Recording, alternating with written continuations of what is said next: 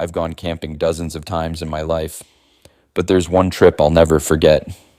The kind that makes you swear you'll never sleep in the woods again. It happened in the summer of 2019, when my girlfriend, Emily, and I rented a small cabin with two of our close friends, Mark and Jess. It was supposed to be a simple weekend getaway, a quiet place, by the lake surrounded by forest, away from people and noise. The cabin wasn't in a campground, it was private property, owned by some old guy named Ron. We found it on a listing site and booked it because it looked cozy and cheap. When we arrived, the place was smaller than it looked in photos. Just one main room, with two small bedrooms, a kitchen, and a wraparound porch that faced the woods. There was no Wi-Fi, no cell service, and the nearest town was about 30 minutes away. That first day was peaceful. We unpacked, went swimming in the lake, grilled some burgers, and watched the sunset. Around 10 p.m., we started a campfire behind the cabin. It was quiet except for the sound of the woods, the kind of quiet that feels heavy, like the trees are listening. Then, sometime around midnight, we heard something weird. It was faint at first, a rustling in the trees, followed by a rhythmic tapping sound. Mark joked that it was a woodpecker, but it was coming from ground level, not above us. The tapping would stop, then start again a few seconds later, closer. Emily said, "It sounds like footsteps." The sound stopped completely when she said that. We all went silent. For a few minutes, there was nothing. Then, just as Jess started to laugh nervously, a twig snapped right behind the tree line, loud, close. We all turned toward the sound, but there was nothing. After a few minutes of sitting in tense silence, we decided to go inside. We locked the doors, turned on a couple of lamps, and tried to distract ourselves with cards. Around 1:30 a.m., we heard something again, a light thump, like someone dropped something outside on the porch. Mark got up and peeked through the front window but didn't see anything. Still, the sound kept happening. Thump. Pause. Thump. I grabbed the flashlight and looked through the blinds. The porch was empty, but the wooden railing had fresh scratches on it, long, vertical scratches, as if someone had dragged a stick or a knife along the wood. We stayed up until about 3, before finally managing to fall asleep. The next morning, Mark and I went outside to check around the cabin. We found something in the dirt by the trees, a footprint.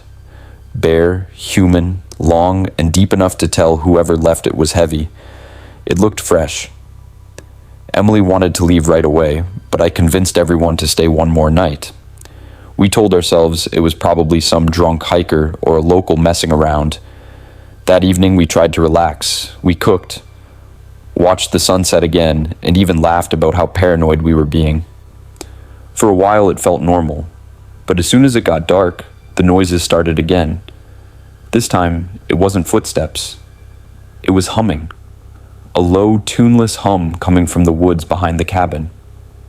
It rose and fell slowly, almost melodic, but completely wrong. It wasn't like someone trying to sing. It sounded practiced, deliberate, like whoever was doing it wanted us to hear. We all froze on the porch, staring into the dark. The humming went on for maybe 30 seconds, then stopped. Jess whispered, "Did you hear that?" Before any of us could respond, something hit the side of the cabin. Hard. Like a body slamming against the wall. We all screamed and ran inside, locking every door and window. Mark grabbed a knife from the kitchen while I stood at the back door, listening. We heard heavy footsteps circling the cabin. Slow. Deliberate. Every few steps, there was that same humming again.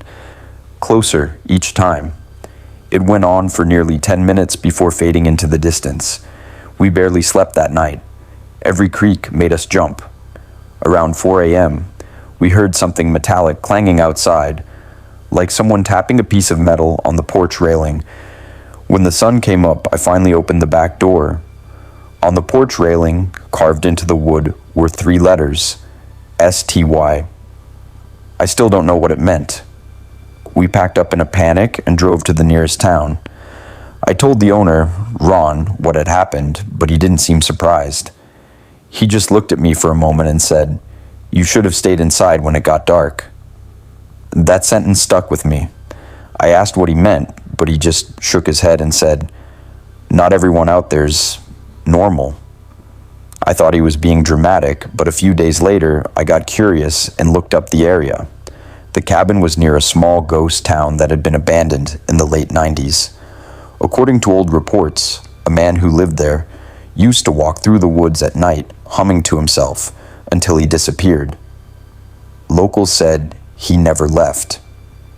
I tried to convince myself that what we heard had a logical explanation. Maybe an echo, maybe an animal.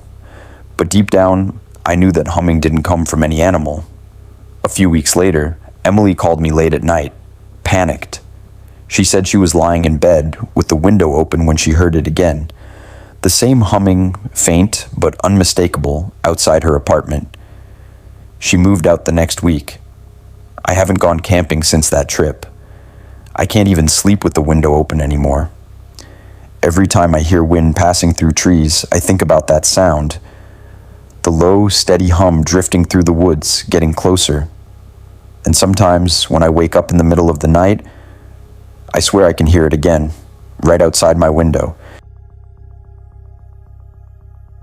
I still think about that trip more than I want to. Every time I hear the sound of gravel under tires or smell smoke from a campfire, it takes me back to that weekend in July, 2017. What happened out there changed the way I see empty places forever. It was me, my best friend Chris, his girlfriend Maddie, and our buddy Josh. We were all 22, broke and bored.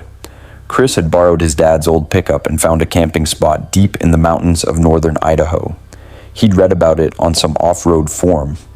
Secluded lake, perfect for fishing, no rangers, no fees. That line sold us. We packed light, tents, a cooler, fishing rods, beer, and way too much confidence. The drive took 6 hours. The last 40 minutes were pure dirt road. No cell signal, no houses, just forest swallowing both sides of the track. The deeper we went, the quieter it got. Even the usual forest sounds seemed to fade. When we finally reached the lake, the sun was sliding behind the tree line, and fog hovered above the water like smoke. It was beautiful, but something about the stillness felt off. We set up camp near the water. Josh started a fire while Maddie cooked hot dogs. The air was cool, and for a while, everything felt right. We joked, drank, and told stories until darkness thickened around us. The only light came from our fire and a small lantern hanging from a branch. Around 11 p.m., Chris said he heard splashing in the lake. We shined a flashlight, but saw nothing. He shrugged it off as a fish. Not long after, there was a rustle from the woods behind our tents. Slow, steady footsteps on dry leaves. Josh called out, "Probably a deer." The sound stopped instantly. We all stared into the trees, listening. After a few seconds, it started again, circling us, always just beyond the firelight. I remembered the way Maddie's face went pale. "That's not a deer," she whispered. Chris grabbed the flashlight, but when he pointed it toward the sound, everything went silent. Then, from somewhere deeper in the woods, came a quick metallic clink, like a piece of chain brushing metal. That's when I first felt real fear. We waited a long time before going to bed. When we finally did, we kept the lantern on low between the tents. I couldn't sleep. Every few minutes I thought I heard movement outside. Around 3 a.m., I heard it again. Soft, crunching footsteps. Close.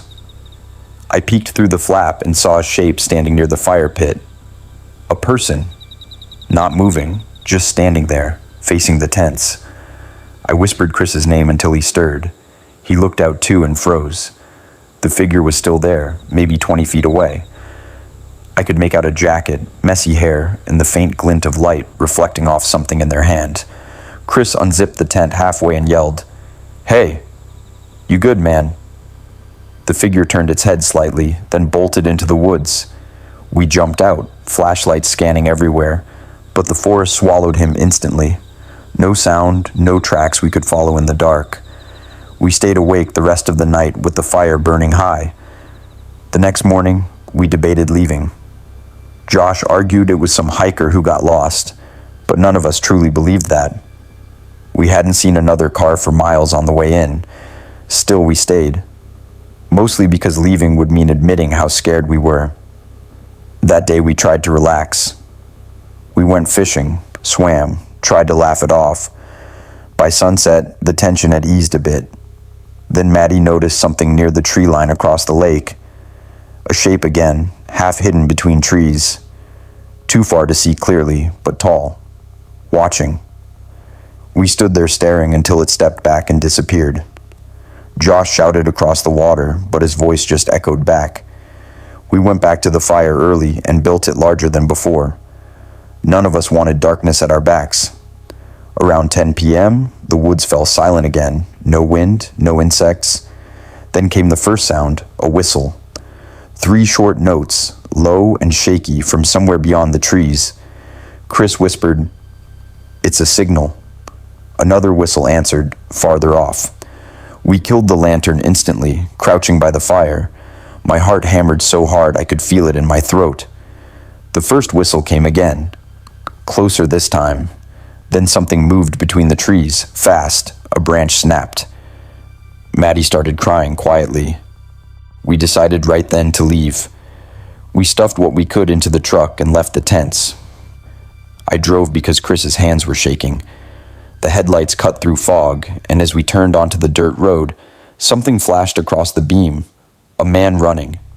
Dirty clothes, long hair, barefoot. He darted into the brush before we could react. I hit the gas. We drove until the road met pavement and didn't stop until dawn. None of us said a word the whole time. When we finally reached a diner near the highway, we stumbled inside looking half dead. The waitress asked where we'd come from.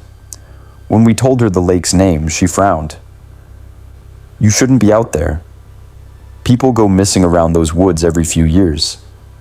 She said locals called it Hunter's Bend because some ex-convicts supposedly lived off-grid there after escaping a transport van decades ago.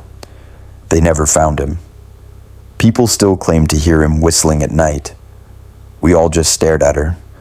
After breakfast, we went back home, and for a while, none of us talked about it. But about a week later, Chris called me late at night.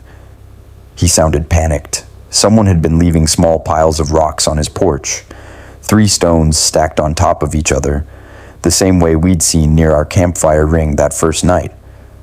A day later, Josh said he found boot prints in the dirt outside his apartment building. I hadn't told anyone where I lived, but 2 nights later, I heard it too. The whistle. Faint, distant, outside my window. 3 notes. I didn't sleep that night, and I moved to a new place 2 weeks later. Years have passed, but sometimes, if I'm out late near the woods or even driving a back road with the windows down, I swear I hear it again. Just those 3 slow notes cutting through the dark. And every time, I feel that same cold wave run down my spine, the one that tells me somebody out there still remembers us. That camping trip should have been nothing more than beer, fire, and lake water. Instead, it's the reason I'll never go back into the woods again. Because some people don't live out there to get away. They live out there to watch. And they never really stop.